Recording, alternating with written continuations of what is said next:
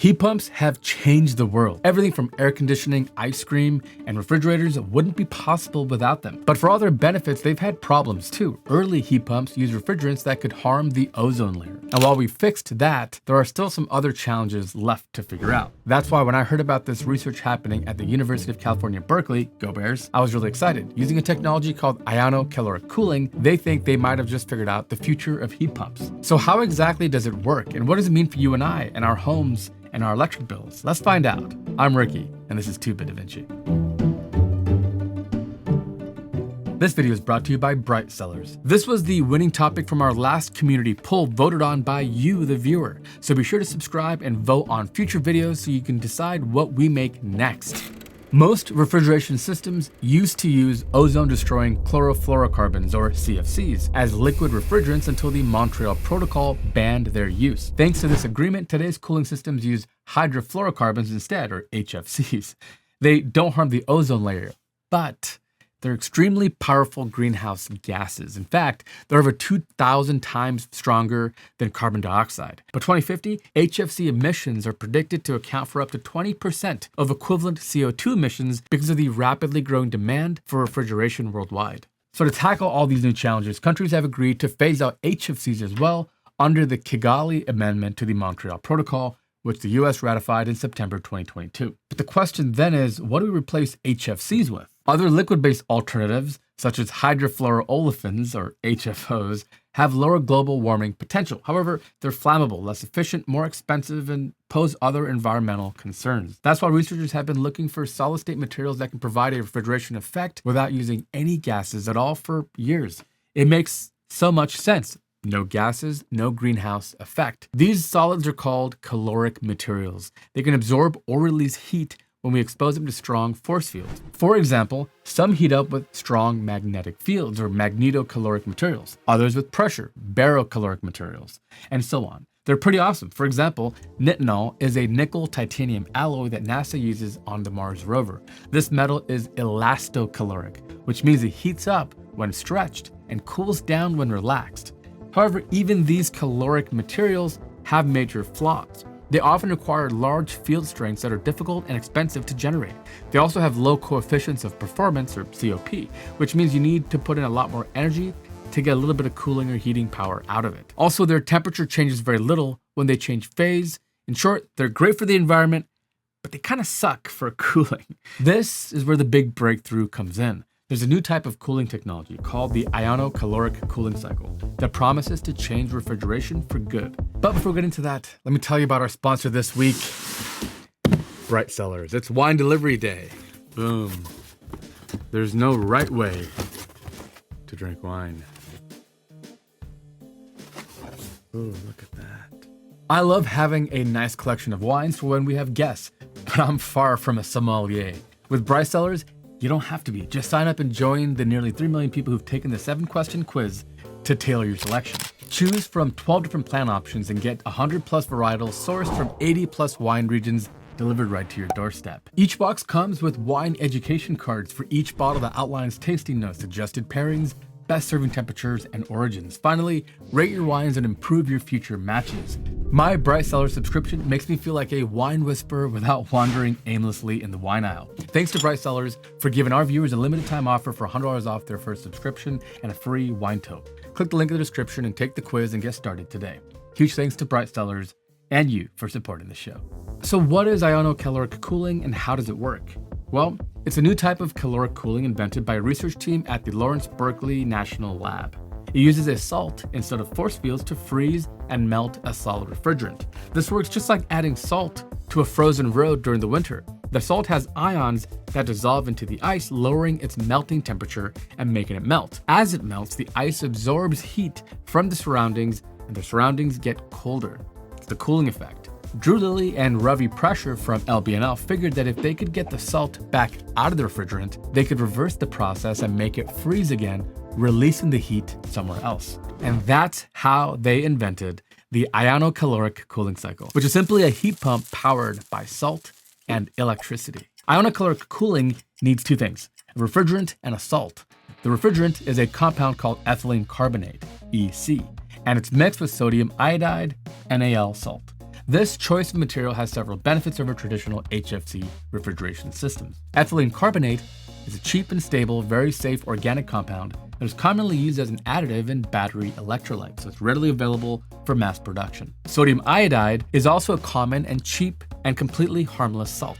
The EC-NaL mixture has some unique properties that make it ideal for ionocaloric cooling. First, pure EC melts at 36.4 degrees Celsius, so it's a solid at room temperature. When mixed with sodium iodide, it forms a special mixture that freezes at 6.4 degrees Celsius. This melting and freezing transition absorb and release lots of heat, making it great for heat pumps. Second, when you add the salt to the pure EC, its temperature drops by as much as 30 degrees. Third, compared to other caloric materials, it can produce more cooling or heating power for a given amount of material. So you can make refrigeration systems lighter with ionocaloric than you can with other caloric materials. Now, I know what you're thinking. How does it compare to my current HVAC system? I hear you. I have the exact same question, and we'll get back to that in just a minute. Fourth, both materials are environmentally friendly, safe, non-toxic, non-flammable, and have zero global warming potential. In fact, ethylene carbonate is actually carbon negative since you can make it with carbon dioxide captured from the atmosphere. So it's kind of a win-win all around. The ionocaloric cycle works very similarly to a normal AC, which uses something called a vapor compression cycle. Here's how a traditional refrigeration cycle works. As you have liquids going through the expansion valve, the pressure drops, and as a result, it's forced to become a gas. Doing so makes this side cooler as the heat is absorbed by the liquid as it turns into a gas. So you have the cold side. And as this low pressure vapor then goes to a compressor, think like an air compressor in your house to pump up your tire, that pressure is increased. And as the pressure increases and it goes to the condenser, it is forced back into a liquid state and releases the heat on this side. So fundamentally, the key difference here is that the ionocaloric cooling loop operates by changing the melting point, by introducing salt, lowering the melting point, and then removing the salt and raising it back up. This is different from the traditional HVAC heater AC you have in your house that operates by changing the pressure. As you change the pressure of this working fluid, you'll either be in a different state, gas or liquid, depending on the temperature at that pressure. So that's how it works. So let's get into details of the different steps involved. First, the EC refrigerant is mixed with sodium iodide, the salt, making a slurry mixture, like adding salt to ice. Then the slurry is pumped into a melter that's the place where you want to cool down, let's say the inside of a fridge or your room. There, the EC melts as it absorbs heat, lowering the temperature. The third step is desalination. Yes, you heard that correctly, where the process is reversed. We use electricity to force ions out of the solution and get the pure EC liquid refrigerant back. Then the liquid EC is pumped to the hot side, the outside of the fridge, for example, where it freezes, releasing the heat to the environment. So as long as you keep the pumps and desalination going, this cycle happens again and again, constantly, extracting heat from one side and releasing it on the other, a basic heat pump. The cycle's biggest breakthrough, however, is how the researchers accomplished the desalination step. They use a technique called electrodialysis, which uses electricity to push ions through a special type of membrane. This technique requires a very low voltage of just 0.22 volts. This is nothing compared to the high fields that other caloric materials require. For example, magnetocaloric devices use a very strong magnetic field upwards of 5 Teslas. To put that into context, the strongest permanent neodymium magnets generate less than a third of that. Electrocaloric devices use electric fields of up to 2 million volts per meter, which can only be generated by applying thousands of volts across micrometer-sized films. Elastocaloric devices like nitinol use stresses of up to 800 megapascals, which is almost 3 times the strength needed to permanently bend steel. So this is easy peasy in comparison, making it way more efficient than all the rest. Okay, so granted, this new tech is better than the other caloric materials, but I bet you're wondering, how does it compare in terms of performance to the AC that I already have in my house right now? That's the thing I was thinking as well. So let's get into the numbers. The research team says they achieved a relative coefficient of performance, or RCOP, of 29.5%, or 0.3. So RCOP equals 0.3. Now, if you know anything about heat pump efficiencies and COPs, that doesn't sound very good, but there's a catch. That's the relative performance compared to the maximal theoretical performance, not the actual COP.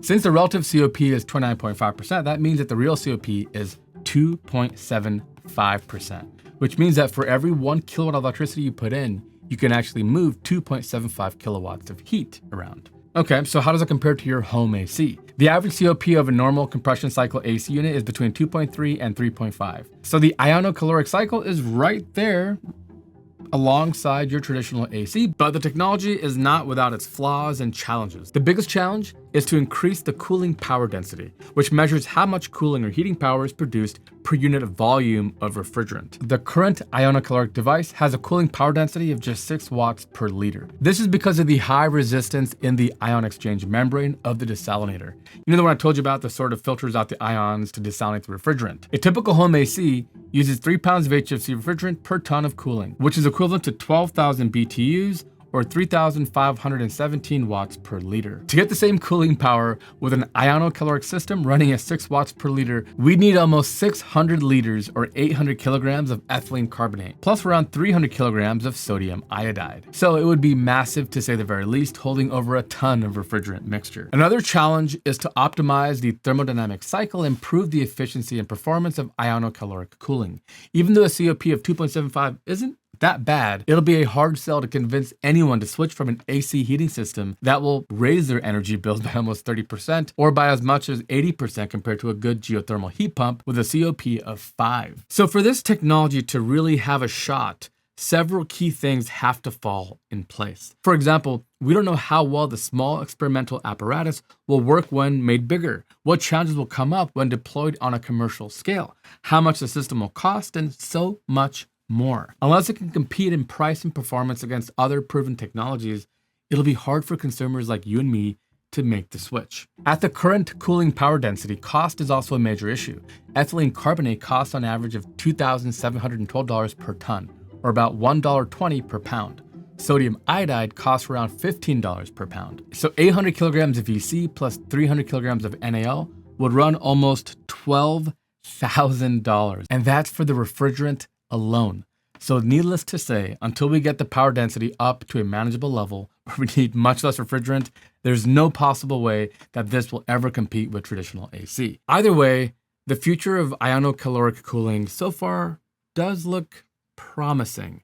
Most, if not all, these challenges can be engineered and solved. The problem with cooling power is that the ethylene carbonate is an organic electrolyte, but the ion exchange membranes the researchers used are made and optimized for water or aqueous solutions. What we need is more research into membranes for organic electrolytes. If we can get those membranes to work with EC as well as they do for water, we could potentially increase power density by a factor of 100. In fact, a new type of rigid membrane already increased ion flow rates 5-fold over the best conventional membranes like the ones that researchers used. So overall, we could be looking at an increase of around 500 times the cooling power density, reaching 3,000 watts per liter of refrigerant.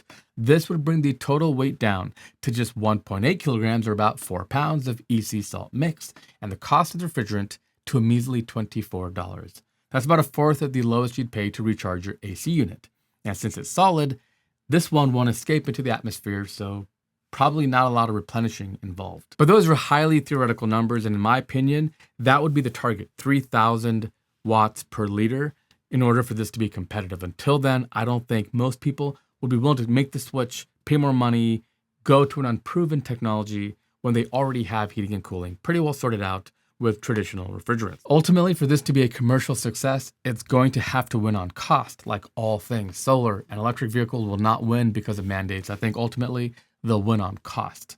And what's really interesting about this is you can't make cold, right? You can make heat, you can burn wood, you can run a resistive heater, but you can't make cold. All you can do is move heat around. So there's really no alternative in a way to the heat pump. But the way we power it is something that we can continually refine and improve. Now, if you thought that was interesting, I would love for you to check out this video on heat pumps next.